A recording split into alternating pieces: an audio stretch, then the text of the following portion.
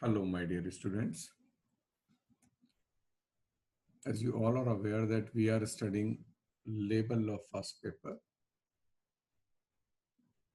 and in this paper we are studying the Industrial Disputes Act 1947. Today we'll discuss voluntary arbitration and the voluntary reference for dispute uh, to arbitration under section 10A of Industrial Dispute Act 1947. This is video lecture 24. Voluntary arbitration, when the conciliation proceedings fail or on failure of the conciliation proceedings, the conciliation officer may persuade the parties to refer the dispute to a voluntary arbitrator. Voluntary arbitrator refers to getting the dispute settled through an independent person chosen by the parties involved mutually and voluntarily. So here in voluntary arbitration, we will find that parties, once the conciliation proceeding fails, then conciliation officer may persuade the parties and may refer the dispute to a voluntary arbitrator. And voluntary arbitration refers to getting the dispute settled down or settled through an independent person chosen by the parties involved mutually and voluntarily. So parties are agreeing that now we want to resolve the matter through voluntary arbitration, and they are choosing the independent person when the conciliation officer is persuading the parties to do so. In other words, arbitration offers an opportunity for a solution of the dispute through an arbitrator jointly appointed by the parties to the dispute. So, arbitration is providing an opportunity to both the parties that a solution of dispute may be found out through an arbitrator which is jointly appointed by the parties to the dispute. And the process of arbitration saves time, it saves money also, and the which is usually wasted in case of adjudication. So with the help of this arbitration process, the arbitration saves time and money of both the parties, which is usually wasted in an adjudication. Voluntary arbitration became popular as a method of settling differences between workers and management with the advocacy of Mahatma Gandhi, who had applied it very successfully in the textile industry of Ahmedabad. So first, this voluntary arbitration was applied in the Ahmedabad textile industry. However, voluntary arbitration was lent legal identity only in 1956 when Industrial Dispute Act 1947 was amended to include a provision relating to it. So legal entity to this voluntary arbitration was given in 1956 when there was an amendment in the Industrial Dispute Act 1947. And the provisions for voluntary arbitration was made because of the lengthy legal proceedings and formalities and resulting delays involved in adjudication. Because adjudication is a very lengthy and time consuming process, and it consumes money as well, time as well. So to avoid that lengthy legal proceedings and formalities, this voluntary arbitration was introduced. And it may, however, be noted that arbitrator is not vested with any judicial power. So, because arbitrator try to resolve the matter, and he is or she is not, the arbitrator is not having any judicial powers. Arbitrator derives his powers to settle the dispute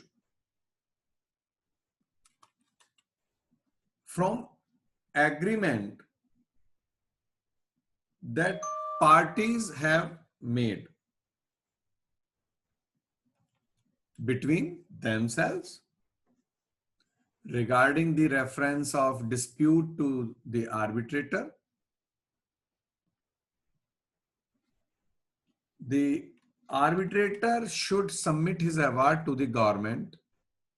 The government will then punish it within 30 days of such submission. So I beg your pardon, the government will publish it within 30 days of such submission, and the award would become enforceable on the expiry of 30 days of its publication. So the arbitrator drives his powers to settle the dispute from the agreement that parties have made between themselves regarding the reference of dispute to the arbitrator, and the arbitrator should submit his award to the government. The government will then publish it within 30 days of such a submission, and the award would become enforceable on the expiry of 30 days of its publication. Voluntary arbitration is one of the democratic ways of settling the industrial disputes. It is the best method for resolving industrial conflicts. So it's a democratic way where both the parties can just ventilate their feelings, they can just share their opinions there. And it is the best method for resolving industrial conflicts and is a close supplement to the collective bargaining. It's not only provides a voluntary method of settling industrial disputes, but is also a quicker way of settling them.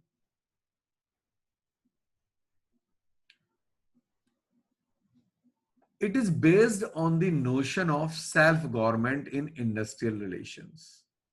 Furthermore, it helps to curtail the protracted proceedings attendant on adjudication, connotes a healthy attitude and a developed outlook, assists in strengthening the trade union movement, and contributes for building up sound and cordial industrial relations.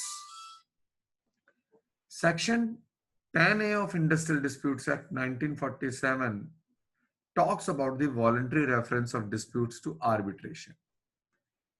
Section 10A, where any industrial dispute exists or is apprehended and the employer and the workman agree to refer the dispute to arbitration, they may at any time before the dispute has been referred under Section 10 to labor court or tribunal or national tribunal by a written agreement, the government will refer that for the voluntary arbitration, conciliation officer, through conciliation officer. And where the industrial dispute exists or is apprehended, as I told you, and the employer and the workman agree to refer the dispute to arbitration, they may at any time before the dispute has been referred under Section 10 to labor court, tribunal or national tribunal, by a written agreement, it may be referred to the voluntary arbitration. And when they refer the dispute to arbitration and the reference shall to such person or the persons including the presiding officer of a labor court, tribunal or the national tribunal as an arbitrator or arbitrator as may be specified in the arbitration agreement. Where an arbitration agreement provides for a reference of the dispute to an even number of arbitrators, the agreement shall provide for the appointment of another person as an umpire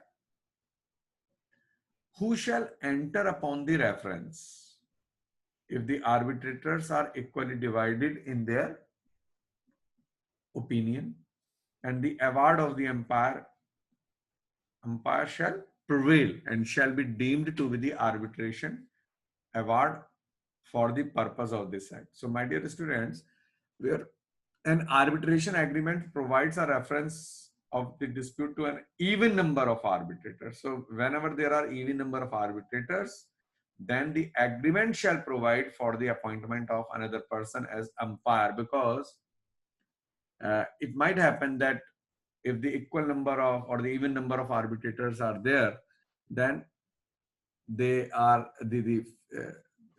they are going to decide something equal in equal ratio, or they are divided into equal ratio, then this umpire will just play a leading role. And then the arbitrators are, in this case, when the arbitrators are equally divided in their opinion, then the umpire award will prevail and shall be deemed to be the arbitration award for the purpose of this act. So this is the purpose. When the even number of arbitrators are there, then why do we appoint the umpire? An arbitration agreement referred to in subsection 1 shall be in such form and shall be signed by the parties thereto in such manner as may be prescribed. And section 10A also says that a copy of arbitration agreement shall be forwarded to the appropriate government and the conciliation officer, and the appropriate government shall, within 1 month from the date of receipt of such copy, publish the same in the official gazette. So a copy of the arbitration agreement shall be forwarded to the appropriate government, and the conciliation officer and the appropriate government shall, within 1 month from the date of the receipt of such copy, publish the same in the official gazette. Where an industrial dispute has been referred to arbitration and the appropriate government is satisfied that the person making the reference represent the majority of each party, the appropriate government may, within the time referred in subsection 3, issue a notification in such manner as may be prescribed. And when any such information is issued, the employers and the workmen who are not parties to the arbitration agreement but are concerned in the dispute shall be given an opportunity of presenting their case before the arbitrator or arbitrators, though they are not the parties in the case, but they have the concern in the dispute, then they would be provided with an opportunity to present their case before the arbitrator or the arbitrators. The arbitrator or arbitrators shall investigate the dispute and submit to the appropriate government the arbitration award signed by the arbitrator or all the arbitrators, as the case may be. And then section 10A, under section 10A, this clause 4A, where an industrial dispute has been referred to arbitration and a notification has been issued under subsection 3A, the appropriate government may by order prohibit the continuance of any strike or lockout in connection with such dispute, which may be in existence on the date of the reference. So appropriate government is empowered to do so, and appropriate government may just prohibit the continuance of any strike or lockout in connection with such dispute, which may be in existence on the date of the reference. And nothing in the Arbitration Act 1940 shall apply to arbitrations under this section. Pros and cons of arbitration in industrial disputes are: it is established by the parties and therefore both parties have conveyed their faith in the process of arbitration. So this is the benefit of arbitration. And the nature of the arbitration proceeding is, flexible and informal, and this is an informal process. And the concept is based on mutual consent of the parties, and hence, therefore, it helps for healthy industrial functions and relations in the industry. So, my dear students, in that way, arbitration is a very, useful activity process. And delay for settlement of dispute often occurs in this arbitration, and the arbitration process is expensive, and all the expenses are to be incurred by both laborers and the management equally. When the arbitrator becomes biased and if he is incompetent, then judgment becomes arbitrary. So these are certain pros and cons of the arbitration. So my dear students, I believe this today's lecture will help you, and I believe this lecture has given you an insight about the voluntary arbitration and how appropriate government refer the matter for the voluntary arbitration when both the parties are agreeing to go for the voluntary arbitration under section 10A of the Industrial Dispute Act. So you just go through all those PPTs and refer the Bare Act also whenever you are just going through the notes or the PPTs. Thank you so much, my dear students. And in case you have any doubt, any problem, you may raise your query in the class sessions also.